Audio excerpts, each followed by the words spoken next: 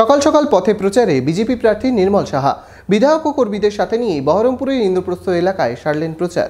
বহরমপুর শহরেই four star deluxe premium hotel with luxury and comfort golden retreat. এখানেই জেলার একমাত্র ডিস্কোথেক, আছে রেস্টুরেন্ট, লাউঞ্জ বার, অত্যাধুনিক gym, spa, swimming pool, club মেম্বারশিপের সুযোগ। বহরমপুর শিল্প তালুকে গোল্ডেন রিট্রিট।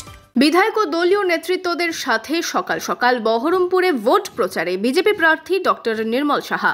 শনিবার সকালে বহরমপুরের ইন্দ্রপ্রস্থ এলাকায় জনসংযোগ সারলেন বিজেপি প্রার্থী।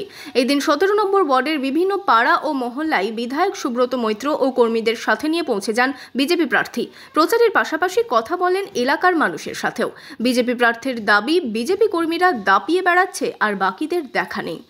আমি তো বুঝতেই পারছি না, ওদের দুজনে কাউরি দেখা পাচ্ছি না, দেখতেই পাচ্ছি না। আর সবাই তো দেখছি রাহুল গান্ধী তো বেরোচ্ছেই না ঘর থেকে। রাহুল গান্ধী মুশকিল হয়েছে, ঘর থেকে বেরোচ্ছে না। ঋষি পাঠান কোথায় আছে তাও জানি না। বহরমপুর এখন আমাদের কর্মীরাই দাপিয়ে বেড়াচ্ছে। বহরমপুর না, বহরমপুরের লোকসভা এই মুহূর্তে বিজেপির কর্মীরা, মহিলা পুরুষ সবাই দাপিয়ে বেড়াচ্ছে এবং মানুষকে বুঝিয়ে দিচ্ছে মোদী ছাড়া আর কোনো পথ নেই পশ্চিমবঙ্গটাকে বাঁচাবার। এবার বহরমপুর লোকসভা কেন্দ্রে ত্রিমুখী লড়াই। একদিকে কংগ্রেসের 5 বারের সাংসদ, অন্যদিকে তৃণমূল প্রার্থী করেছেন প্রাক্তন ক্রিকেটার ইউসুফ পাঠানকে। বিজেপি এই কেন্দ্রে প্রার্থী করেছে চিকিৎসক ডক্টর নির্মল সাহাকে। Bureau report, Madhubanga news.